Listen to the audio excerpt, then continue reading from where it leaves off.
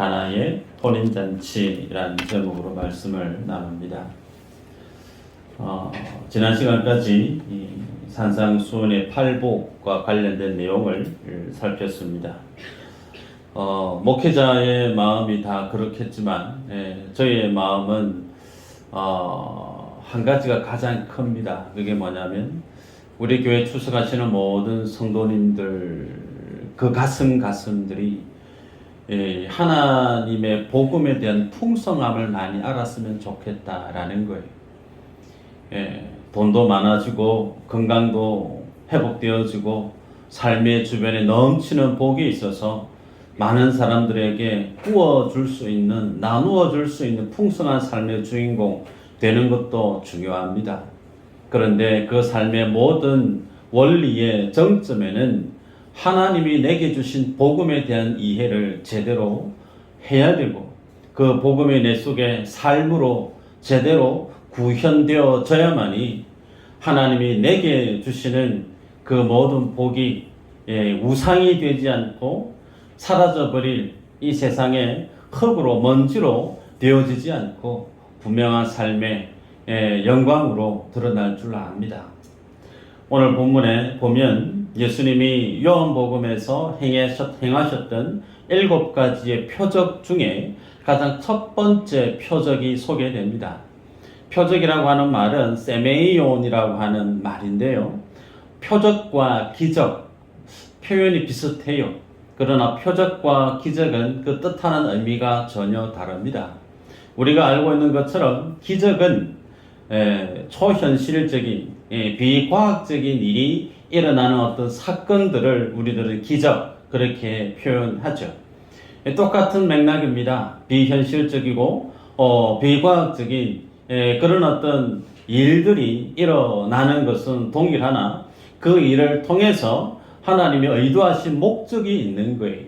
그래서 표적은 그 표적 자체의 의미가 있는 것이 아니고 그 표적 때문에 무언가를 보게 만드시고 그 표적을 일구게 하신 목적을 하나님이 실체로 숨겨놓고 있는 거죠. 미수제일 교회를 올라오시다 보면, 운전해서 올라오시다 보면 노란 팻말이 있어요. 미수제일 교회. 아직까지 우리 교회를 처음 오시는 분은 내비를 찍어서 미수제일 교회 찍으면 교회 마당으로 오는 게 아니고 현대 아파트로 많이 가요. 그래서 현대 아파트에서 뺑뺑을 돌다가 도대체 어디로 가야 돼요? 물어요. 그래서 또 다시 설명을 해서 올라오는 경우가 많은데 그래서 그 표지판을 보고 따라가다 보면 미수제일 교회가 있는 것처럼 표적은 그 표적을 따라가다 보면 그 표적을 주신 하나님의 목적, 실체, 본질이 드러난다는 겁니다. 그래서 사도 요한은 요한복음 안에 하나님이 예수님이 공생의 시간 속에 행하셨던 7가지의 표적을 소개하고 있죠. 그 첫 번째 오늘 내용이 가나의 혼인잔치에 해당되는 내용입니다. 내용을 보면 1절에 갈릴리 가나에 혼인잔치가 펼쳐졌고 그 혼인잔치 집에 예수님의 어머니 마리아가 그곳에 있습니다. 그리고 그곳에 예수님과 예수님의 제자들도 같이 초대를 받았던 것 같아요. 생각해보면 아마도 마리아와 친한 지인이거나 친척의 결혼식장이 아니었겠는가 싶습니다.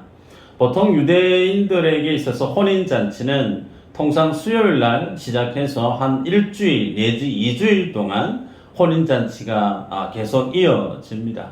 때문에 상당한 기간 동안 많은 하객들이 이 혼인잔치에 참석하게 되죠.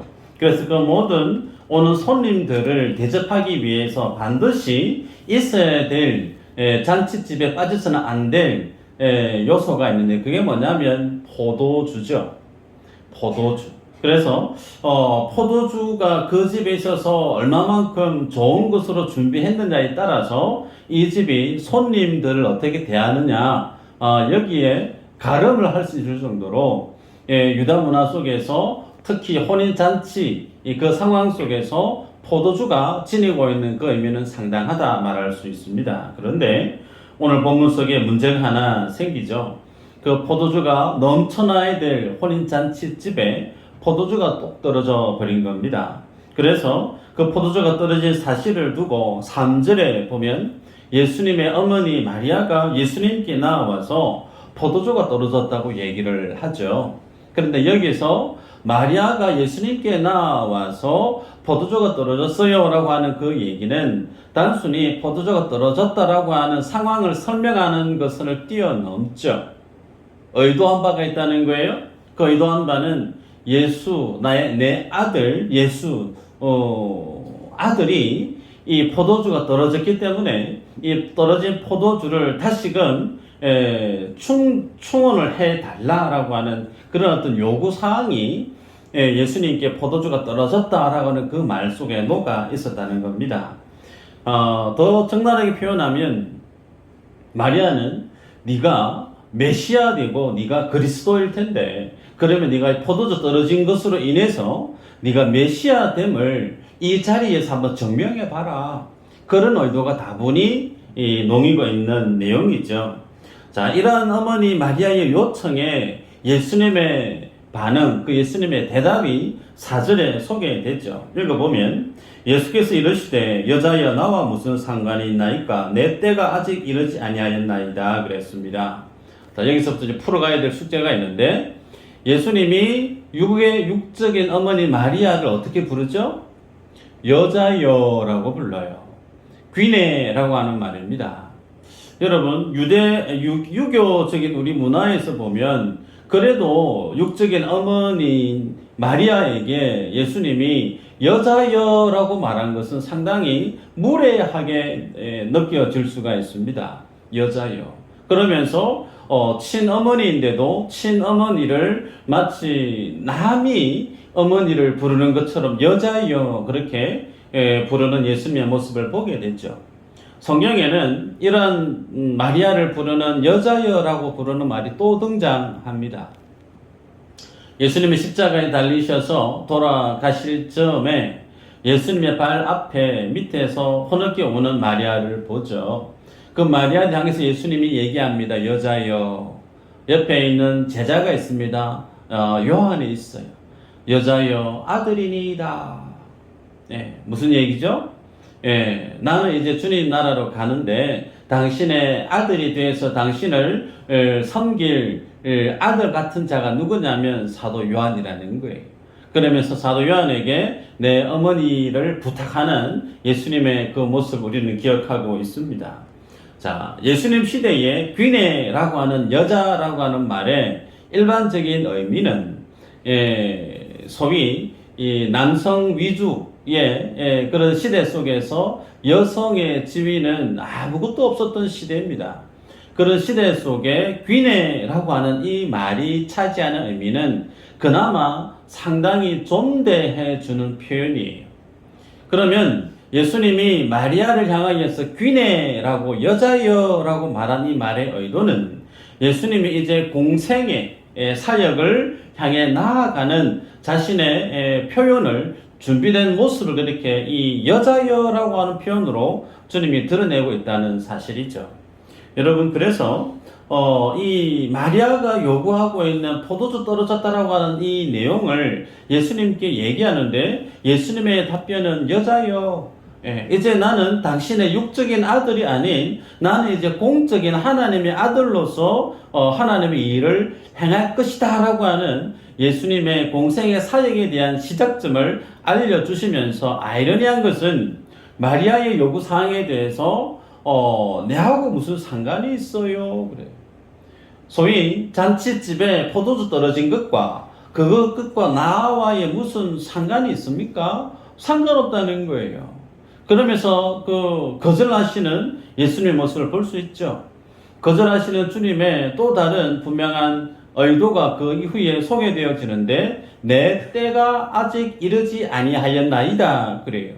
여기서 내 때라고 하는 것은 예수님이 하나님께 영광을 올려드릴 그 때를 뜻합니다. 그럼 그 때는 정확하게 어느 때를 얘기하는 표현일까요? 예수님이 십자가 사역을 감당할 그때라는 겁니다. 그래서 정리하면 마리아가 예수님께 나와서 포도주가 떨어졌어요. 어떻게 좀 해주세요. 당신이 메시아인 걸 한번 드러내 보여주세요. 라고 요구를 했을 때 예수님은 정중하게 거절을 하셨습니다. 이것을 통해 주님이 우리에게 보여주고자 하는 모습이 있습니다. 예수님이 어떤 분인가? 여러분들은 예수님을 어떤 분으로 고백하십니까? 예수 믿지 않는 다른 사람들에게 소위 전도를 해야 되는데 예수님을 어떤 분으로 소개하시고 싶으세요? 성경에는 예수님을 어떤 분으로 보았는지에 대해서 상당한 많은 케이스를 통해서 수록하고 있습니다. 요한복음 7장 2절에서 10절의 내용을 보면 유대인들에게 있어서의 절기인 초막절이 다가왔습니다. 그 초막절을 처음에 예수님의 형제들이 예수님께 이런 말을 해요. 제가 읽어드리면 그 형제들이 예수께 이르되 당신이 행하는 일을 제자들도 보게 여기를 떠나 유대로 가소서. 스스로 나타나기를 구하면서 묻혀서 일하는 사람이 없나니 이 일을 행하려 하거든 자신을 세상에 나타내소서 하니 이는 그 형제들까지도 예수를 믿지 아니함이로라. 소위 예수님의 형제들도 예수님께 대해서 어떻게 얘기했느냐면 당신이 소위 이 형이겠죠. 큰형에 해당되어지는 예수, 당신이 메시아임을 좀 드러내 보여보세요. 당신이 정말 하나님의 아들이 맞는지 증명을 좀 해주세요. 라고 얘기를 하는 겁니다. 예수님의 능력을 보여달라. 예수님의 어떤 분인가에 대해서 좀 확실하게 세상 속에 좀 나타내 보여달라. 그러면 내가 당신이 하나님의 아들이면 내가 믿어보겠습니다. 그런 의도가 있는 거죠. 그 말의 의미는 나는 아무래도 예수 청년 당신이 메시아임을 나는 인정 못하겠다는 거예요. 예수님이 하나님의 아들이심을 증명해 보라. 또 누가 요구했느냐면 사단이죠. 예수님이 40일 금식 기도를 마치고 나서 정말 배가 고프신데 사단이 나타나서 예수님을 세 가지로 테스트를 유혹을 하죠. 그러면서 전제가 뭐였던가요? 하나님의 아들이거든. 돌들을 명해서 떡을 만들어 먹어봐. 하나님의 아들이거든. 여러분, 예수님은 마리아의 요구도 예수님의 형제들의 요구도 사단의 요구도 하나같이 어떻게 반응하셨느냐면 그들의 요구사항을 주님은 거절하셨습니다.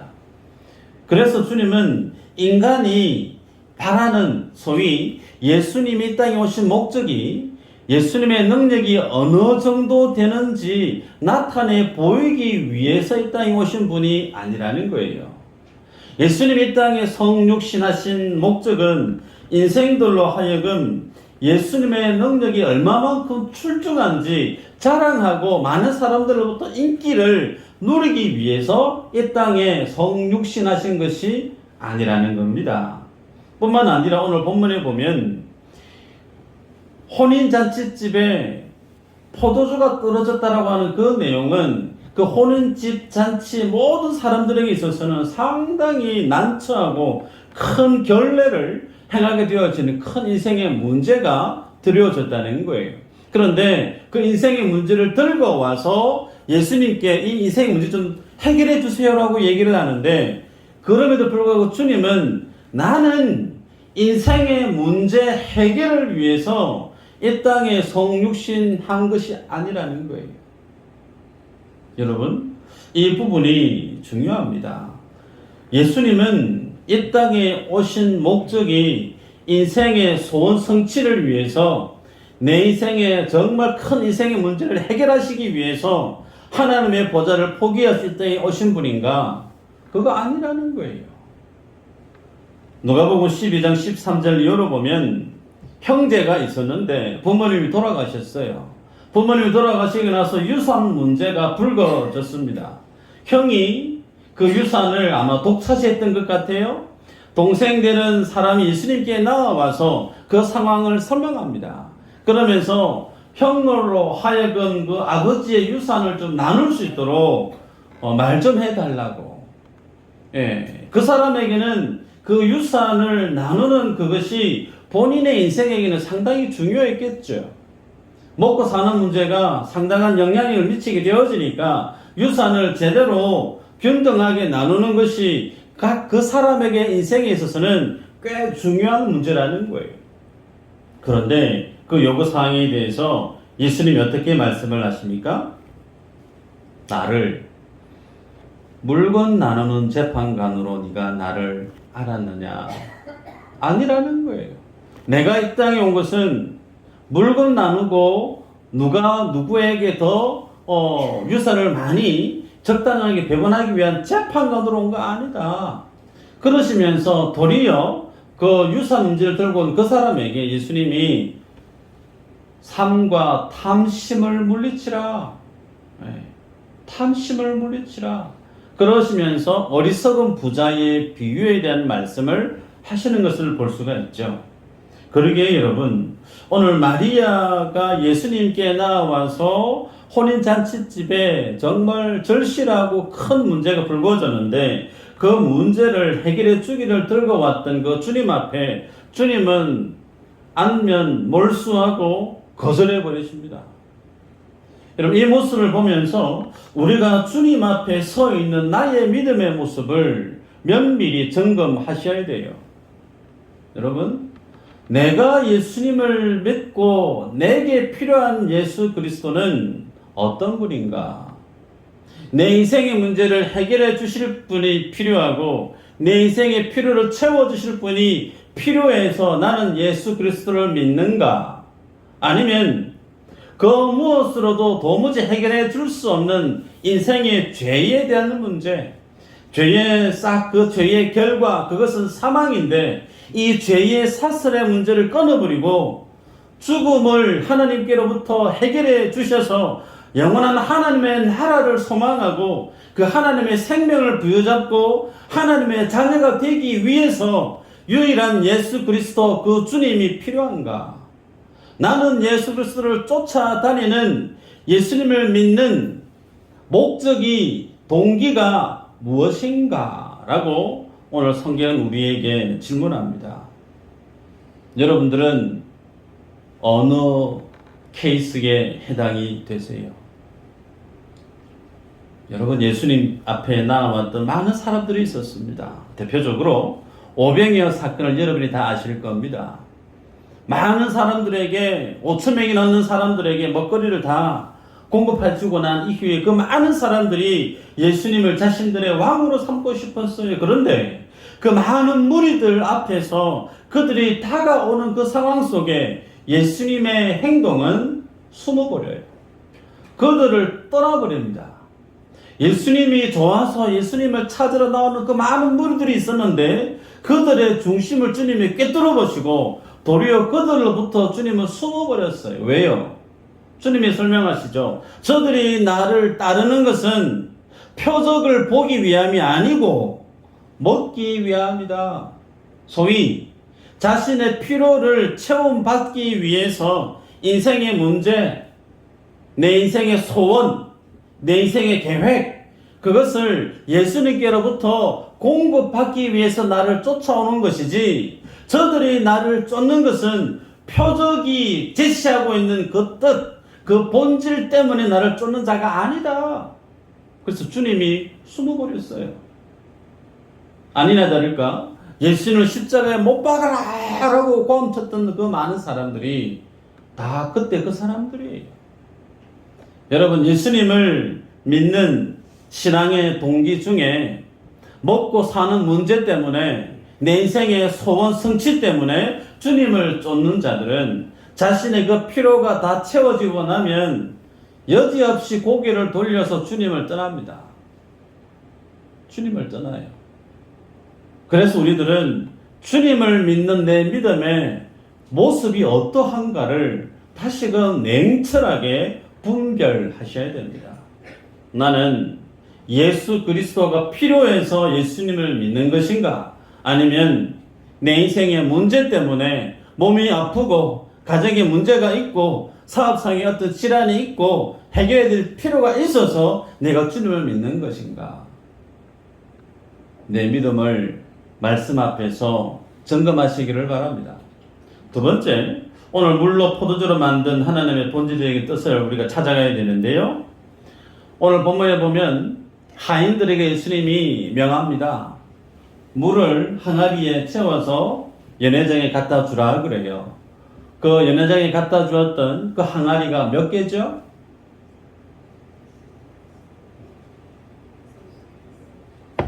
크게 얘기해 주세요. 시간 갑니다. 6개입니다. 중요해요. 꼭 기억하시길 바라요. 예, 이 본문을 제가 언제 설교할지 모르겠지만 반드시 기억하시길 바랍니다. 돌 항아리가 6개입니다.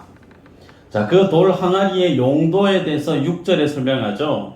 정결 예식을 위해서 그 돌 항아리가 필요했습니다. 그러면 정결 예식은 이스라엘 유대인들에게 있어서 가장 기본적이면서 그들에게 있어서 반드시 지켜야 될 율법의 그 정점에 쓴 것이 뭐냐면 정결 규례법이에요.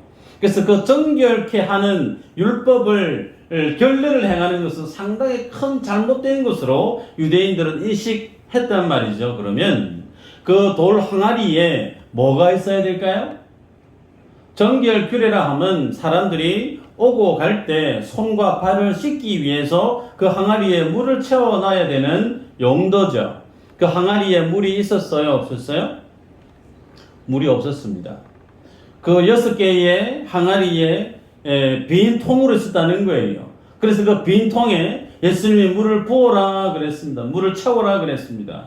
그 돌 항아리 하나에 2-3통이 드는 물이라고 그랬습니다. 때문에 상당히 많은 물이 들어가 있는 항아리예요. 그런 그 빈 항아리를 성경 독자들에게 주님이 보게 하는 이유가 어디에 있는가? 당대 유대인들과 종교 지도자들이 이는 장로들의 유전이에요. 장로들의 전통을 강조한 사항입니다. 고로 많은 유대인들과 종교 지도자들은 하나님 앞에 나아올 때 정결하게 해야 된다. 거룩하게 나아가야 된다. 그러면서 많은 말들을 얘기하고 지켜야 될 많은 원칙들 수백 가지가 넘는 정결 규례법을 세분화해서 많은 사람들에게 강조했단 말이에요. 그런데 그렇게 강조했으면 잘 지켜야 될 것 아니에요? 그런데 그 정결 규례법을 그렇게 목청 높여서 강조하고 살았던 그들 실제 모습은 뭐였느냐면 그 정결 규례를 감당케 하는 가장 기본 첫 번째 항아리 안에 물이 있어야 되는데 물이 없었단 말이죠. 그 말은 그들의 신앙이 빈 껍데기 뿐이라는 거예요. 율법적이고 형식적인 뿐인 그런 어떤 그 안에 참 신앙이 믿음이 없는 가식적인 믿음의 실체, 그들의 믿음의 영적인 상황을 돌 항아리, 소위 비어있는 돌 항아리를 통해서 주님이 고발하듯 말씀하고 있다는 겁니다. 여러분, 그러기에 그 빈 항아리에 이제 주님이 물을 채워서 포도주를 바꾸게 하시죠. 자, 그러면 그 포도주가 없는 것은 혼인잔치집에 있어서 그 포도주는 기쁨과 희락의 상징인데 그 포도주가 사라져 버렸다고 하는 것은 분위기는 혼인잔치가 맞는데 정말 기뻐해야 되고 더없이 행복해야 될 그 자리에 참 기쁨이 없다는 거예요. 다시 얘기합니다. 포도주의 상징은 기쁨과 희락에 대한 상징이에요. 그런데 그 기뻐하고 즐거워야 될 그 자리에 포도주가 없음으로 인해서 형식은 문의는 정말 혼인잔치하는 것으로 기뻐해야 되는 게 맞는데 그 기쁨이 없다는 거예요. 자, 이것을 주님이 그러면 어떻게 풀어가시는가 찾아볼까요?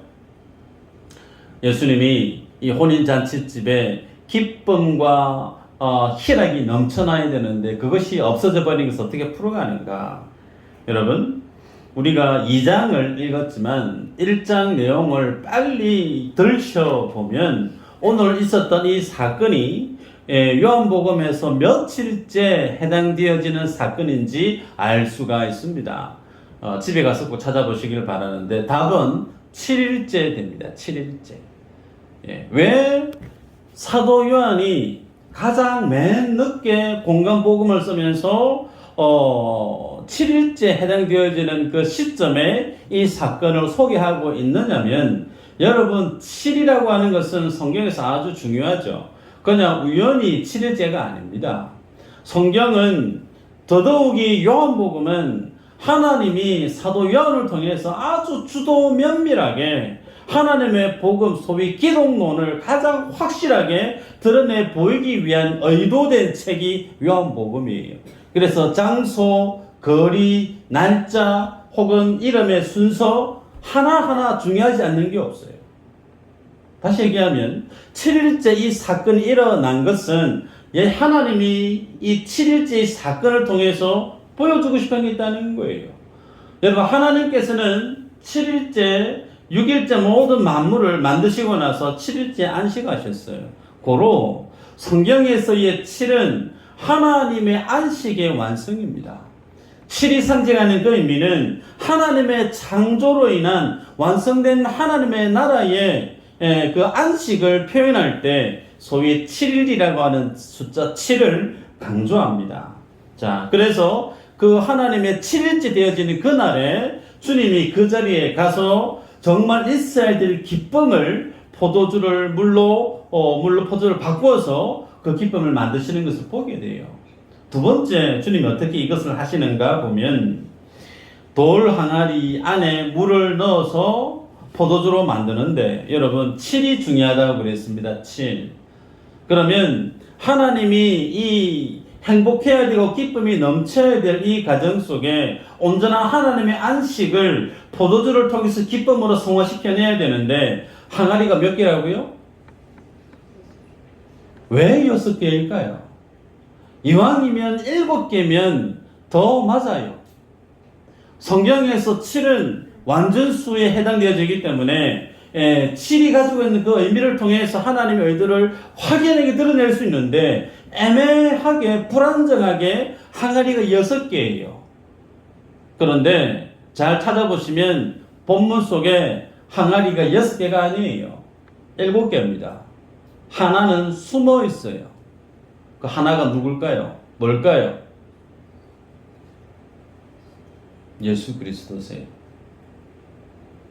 나머지 하나의 항아리가 뭐냐면 소위 정결규례법에 완성되어지는 그 나머지 하나, 7이 되어져서 그 정결규례를 온전하게 만들고 그 하나님의 의로서 드디펴져서 인간의 불의, 인간의 죄가 전혀 보이지 않는 하나님이 만들어주시는 온전한 안식의 완성, 그것은 누구에 의해서 완성되어지는 것을 보게 하느냐면 마지막 항아리로 표현되어지고 있는 예수 그리스도. 그래서 그 주님이 물로 포도주로 만드셨던 것처럼 주님이 마지막 만찬 때 제자들에게 포도주를 줍니다. 뭐라고 얘기하죠? 마시라고 그러죠. 그러면서 생명을 주는 피 마시라. 떡을 떼면서 내 살이다 먹으라. 포도주는 뭘 상징하냐면 예수 그리스도를 상징해요. 자신의 피 흘리심으로 죽으신 주님의 보혈을 상징한단 말입니다. 그러기에 오늘 본문에서 주님은 그러한 자신의 십자가에서 피 흘릴 자신의 피 쏟음에 대한 내용을 포도주를 통해서 주님이 만들어내십니다. 그래서 그 포도주를 연회장에 갖다 주라 하니 하인들이 갖다 주죠. 먹었어요. 먹었던 하객들의 평가가 어떻게 얘기하죠? 이야, 이 집은 처음도 참 맛있는 거네 줬는데 나중에 이렇게 훌륭한 포도주를 내주다니 너무 감사하다고 다들 기뻐합니다. 그러면서 읽었던 본문의 11절인가요? 보면 말미에 가나에서 행하여 그의 영광을 나타내심에 제자들이 그를 믿으니라. 뭘 나타냈다고요? 영광을 나타냈대요. 영광. 여러분, 영광이 뭘까요? 특히 예수 그리스도의 영광, 하나님의 영광. 여러분, 그 영광은 하나님의 성품이, 하나님의 능력이 나타났을 때 그것을 성경은 영광이라고 얘기합니다. 내 힘으로는 도저히 안 되는데 하나님이 불가항기 은혜가 내게 부음받아져서 너무나 합격하기 힘든 시험을 통과했어요. 내 힘으로 된 게 아니에요. 그것도 우리들은 뭐라고 표현하죠? 이거 하나님의 영광입니다. 그래서 하나님의 영광 안에는 어떤 내용이 수록되어져 있느냐면 나의 노력이 아닌 하나님의 능력, 하나님의 성품이 그 사건으로 드러날 때 우리는 그것을 영광이라고 얘기해요. 그러면 예수님이 십자가상에서 나타내 보이는 그 영광, 그것이 가장 영광스러움이에요. 그래서 주님이 십자가에서 죽으심으로 자신의 그 모든 영광을 만들어낸 것이 뭐냐면 교회입니다. 아멘인가요? 그러면 좌우에 있는 분이 이렇게 인사하십시다. 당신이 주님의 영광입니다. 시작. 보시면서 좀 놀라셔야 되는데 리액션이 좀 부족할 것 같아요. 예수님의 영광이 바로 내 자신이에요. 그 주님이 십자가에 죽으심으로 나를 하나님의 자녀로 하나님의 교회로 만든 것이 하나님의 영광이 내 자신이란 말입니다. 그럼 오늘 주님은 물로 포도주를 만드는 이 사건을 통해서 그 물이 포도주가 되어진 것은 분명한 하나님의 창조예요. 완성된 그 하나님의 창조를 통해서 하나님이 하나님의 나라를 만들어 가시는 그 사역을 비춰주고 있습니다. 그래서 정말 기쁨이 없는 그 자리에 그리스도가 함께 하게 되어지면 그 속에는 무엇이 일어나느냐면 새 창조가 일어난다는 거예요. 지금도 예수 그리스도 그 주님은 그 주님이 함께하고 있는 그 현장에 뭘 하고 계시느냐면 만들고 계세요. 새로운 창조를 만들어 계세요. 그것은 여러분의 인생 속에서도 일어날 수 있습니다.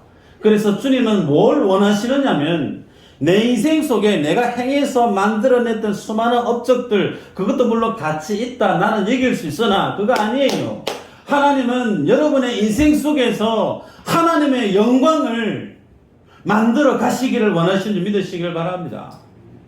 내 인생이 아니에요. 내 인생 속에 하나님이 개입해서 예수 그리스도가 네 인생 속에 함께 있을 때 네가 어떤 삶을 살아가게 되는지를 참 많은 사람들에게 나타내 보이기를 원하신다.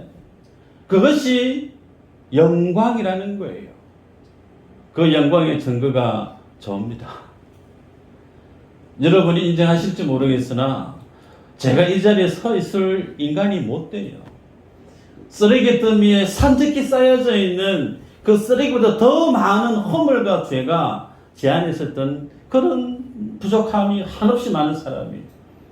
그런 인생이 가장 거룩한 하나님의 말씀을 전하는 목회를 하고 있다. 제 힘으로 되는 게 아니에요. 하나님이 하게 하시니까 하는 겁니다. 여러분, 우리들은 내 힘으로 사는 것 같지만 아니에요. 하나님을 제대로 믿는 성도의 삶 속에는 예수 그리스도의 스토리가 인생의 걸음걸음마다 새겨지는 줄 믿습니다. 그 삶을 사셔야 돼요. 말씀을 믿습니다.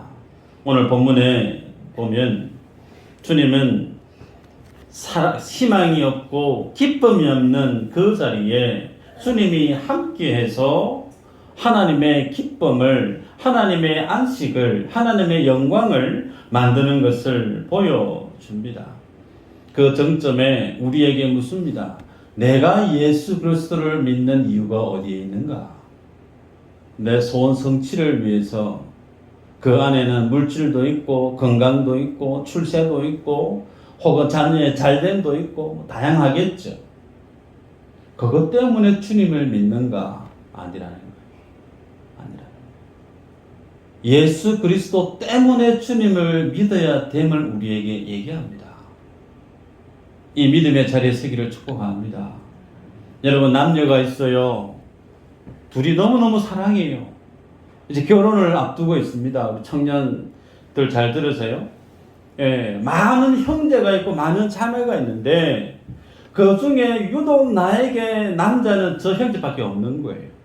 그럼 저 형제가 내 인생의 가장 큰 행복이죠. 자매도 마찬가지겠죠. 많은 자매가 있지만 그 자매가 유독 내 안에 전부인처럼 보이는 그 자매 한 사람이 나에게 있어서의 절대적인 행복의 대상이에요. 그래서 그 자매 때문에 형제가 행복하고 그 형제 때문에 자매가 행복한 게 사랑하는 관계예요.